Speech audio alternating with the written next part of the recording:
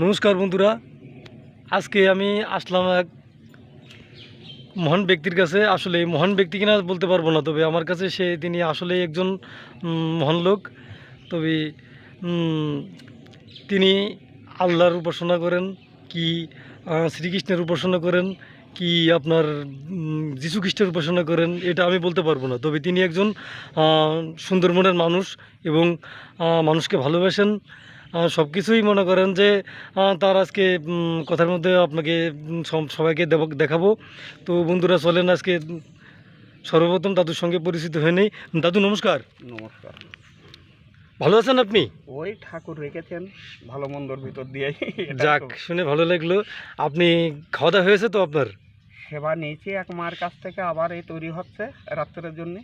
যাক, আপনার দর্শন অনেক দিন ধরে দিব ভাবছিলাম, কিন্তু আসলে সময়ের অভাবে পেরে ওঠা হয়নি, যার কারণে আপনার এই এত বিলম্ব। তা আজকে আলেক্সার কৃপা করেছে, তাই আজকে আপনার দর্শন দিতে পেরেছি। তো আপনি আমাদের কিছু আজকে বলবেন, ঠিক আছে? আপনার কাছ থেকে অনেক কিছু জানবো, অনেক কিছু শুনবো।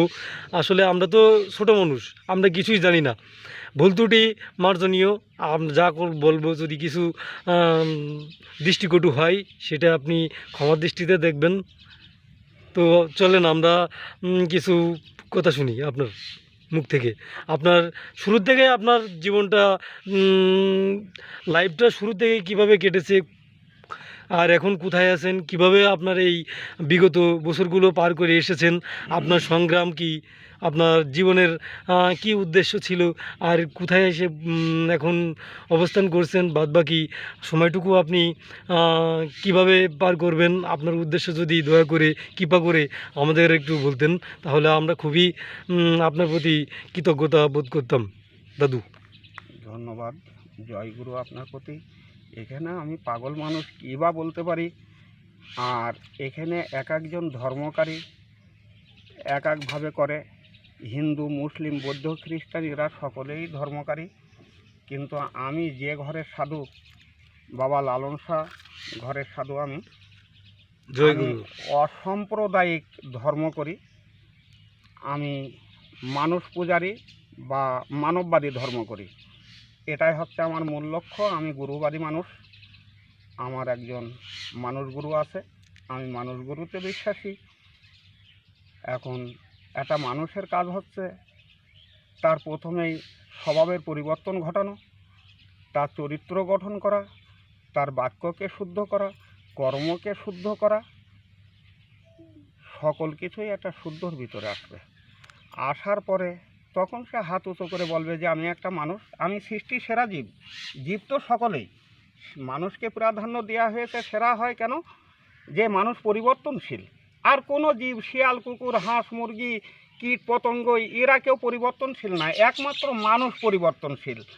আমি চাইলেই এখন শয়তান হয়ে যেতে পারি, আমি চাইলেই একজন ভালো মানুষ হতে পারি।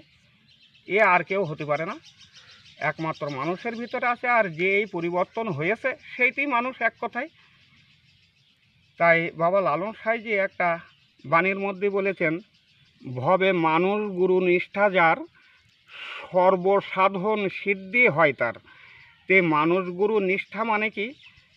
এই নিষ্ঠা যার ভিতরে হয়ে গেছে তার হয়েছে। তাই বললেন আর এক বাণীটি, বাবা লালন শাহ বললেন, কাম করে না নাম জপে না। তখন এ আর কামও করে না, ধর্মও করে না, নামও জপে না, কারণ এ তো দাস হয়ে গেছে, দাসত্ব করে। জয় গুরু। জয় গুরু। একটা লালনের একটা কথা আছে যে ডুবে দেখ দেখি মন কিরূপ লীলাময়। আসলে এ কথাটার তারতম্য আমি সঠিক এখনও বুঝতে পারিনি। তো আপনার মুখ থেকে যদি কিছু কথা জানতে পারতাম, দুটো কথা। সকল কথার প্রথম কথা আর শেষ কথা, সে কথাটা হচ্ছে কি, ওই চরণে দাসের যোগ্য নই, ওরে নইলে দশা এমন হয়, মোর দশা কি এমন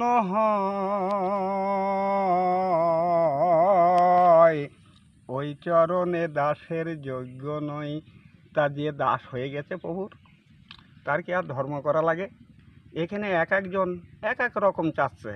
এটা বলছে না যে প্রভুর সঙ্গে যাবি, দাস দাসী হবি, এটাই কর মনে বাসনা। লালন সারবানী। তা এই সঙ্গে দাসত্ব করার ভাব আলাদা, এটা আত্মদর্শন ছাড়া সম্ভব না। আর মানুষ ছাড়া, মাস্টার ছাড়া তো ছাত্র তৈরি হয় না কখনো। এখানে সকলেই মাস্টার, এক গুরু জগৎময়, গুরু কোনো ভিন্ন নয়। যদি গুরু হয় তা এখানে গুরুর কাছে তো বস্তু থাকে, মাল থাকে। যেমন এর একটা উদাহরণ দিচ্ছি, ভারতী গোসাই নিমাই সন্ন্যাসী, আচ্ছা। অতীতে ওনাদের সাথে পরিচয় ছিল, এই নিয়ে মনোদ্বন্দ্ব হয়, এমনকি যে ভারতী গোসার সাথে বাক বিনিময়ও নিষিদ্ধ হয়ে যায়। তো নিমাইকে ডাকে, স্কুলে যায়, আসে, এই নিমাই এদিকে আয়, শোন। না না, তোমার সাথে দেখলি তাহলে আমার ভিটে উঠা বন্ধ হয়ে যাবে, খাওয়া দাওয়া বন্ধ হয়ে যাবে, বাড়িতে তাড়িয়ে যাবে, যাও তো বাবা তুমি তোমার কাছে। এরম একদিন, দুদিন, 5 দিন। তা করছে, এই শোন, এখন তো কোনো লোকজন নেই, তা আমি আর তুই কটা কথা বলবো, শুনে চল যাবি, চল তোরে এই জন্যই তো ডাক দিচ্ছি কয়দিন থেকে, জঙ্গলে চল, রাখবো ওই খাতা এখানে। তো জঙ্গলে গিয়েছে, যাওয়ার পরে বসেছে এরকম আসনে, ওরা সামনে বসিয়েছে, বসিয়ে বলছে, এই নিমাই কি দেখছিস? তা করছে, দেখছি তোমারে ভারতী গোসাই। তা উনি একটা ধমক দিয়ে যায়, ভালো করে বল কি দেখছিস? তা চোখে এরকম পলক পড়েছে, পড়ার পরে তাকিয়ে দেখে স্বয়ং শ্রীকৃষ্ণ, সেই রূপ, সেই মোহন বাঁশি হাতে, মাথায় চূড়া সবই রয়েছে। এখন তুমি তো শ্রীকৃষ্ণ শ্রীকৃষ্ণ বলতে বলতে চরণে পড়ে গেছে, পুরো চিল্লাচিল্লি শুরু করলি, মুখ চেপে ধরেছে ভারতী গোসাই। এই চুপ চুপ, এ কথা লোকে জেনে যাবে, লোক চলে আসবে। এই আমি তো শুধু তোকে দেখিয়েছি, এ কথা আর কাউকে বলবি না, মাকেও না, কারণ যখনই বলবি তখন 2 কানের থেকে 4 কান 6 কান, এরপরে কি করবে, এই তালি ওদের দুজনে ডাকো। তা আমি তো এই জিনিস আর কাউকে দেখাবো না, বলিদান করে দিলেও আর দেখাবো না, তোকে প্রয়োজন ছিল তাই তোকে দেখিয়েছিলাম। তো এখন এক কাজ কর,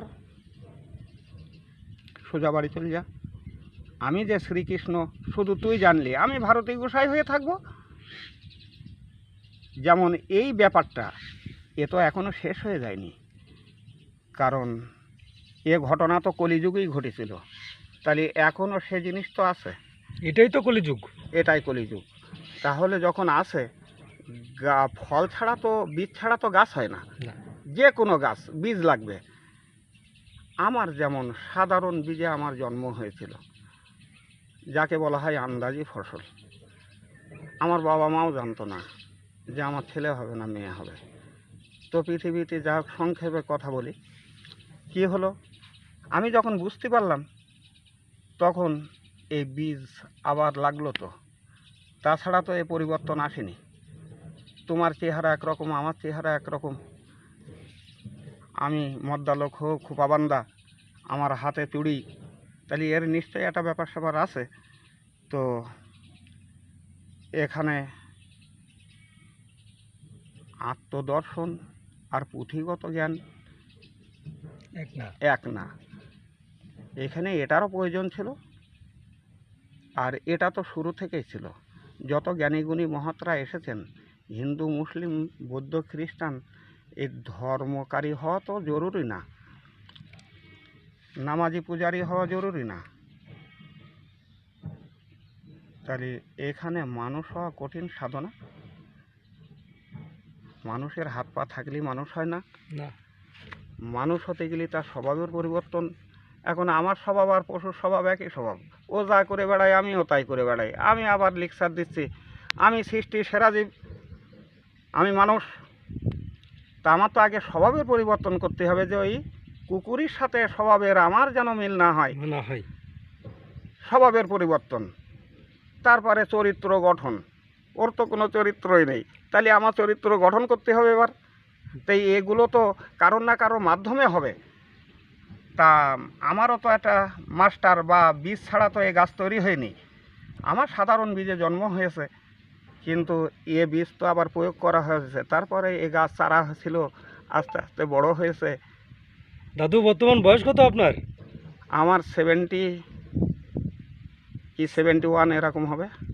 দর্শক শোনেন, দাদুর বয়স এখনও 71, তার মানে 70 কিংবা 71। এই বয়সে উনি এখনও সুস্থ আছে, সবল আছে, এবং নিজে রান্না করে খাচ্ছে, নিজের যতটুকু আমার দৈনন্দিন কাজ সে লোকেশনটা দেখিয়ে দাও। নিজেই সব কিছু করছে। আসলে সবাই দাদুকে প্রার্থনা করবেন দাদুর প্রতি যে তিনি যেন তার দীর্ঘায়ু হয়, আরও কিছুদিন আমাদের মাঝে থাকে, আরও ভালো ভালো কিছু কথা আমাদের উপহার দিতে পারে। দাদুর জন্য শুভকামনা থাকবে। দাদু যেন সবসময় ভালো থাকে, সুস্থ থাকে। দাদু আপনি কিছু বলেন, দর্শকের উদ্দেশ্যে কিছু বলেন। আমি কি বা বলতে পারবো, ওই যে আজ আমারে কোপনি দেগো ভারতী গোসাই, চেয়ে খাবো মেঙ্গে খাবো, রাজরাজ্যের কার্য নাই, আমি ওটাই গুরুচরণে চেয়ে নিয়া আমার লোকেশনটা দেখাই দাও। আমি এইভাবে বসবাস করি। আর ওই চেয়ে খাই মেঙ্গে খাই, একা একাই খাই, একা একা রান্না করি গুরুর নামে, একা একাই গুরু নামে সেবা নিই, আর পড়ে থাকি এই জঙ্গলের মধ্যেই। এই হচ্ছে আমার বর্তমান। দাদু আপনার তো বেলা গেল, তা মুর্শিদের দর্শন কি পেয়েছেন? মুর্শিদি দর্শন তো পেয়েছি, ওটা এক ভাষা, যাকে বলা হয় গুরু। গুরু দর্শন তো আমার হয়েছে, আমি তো গুরুবারই ধর্ম করি। জয় গুরু। জয় গুরু।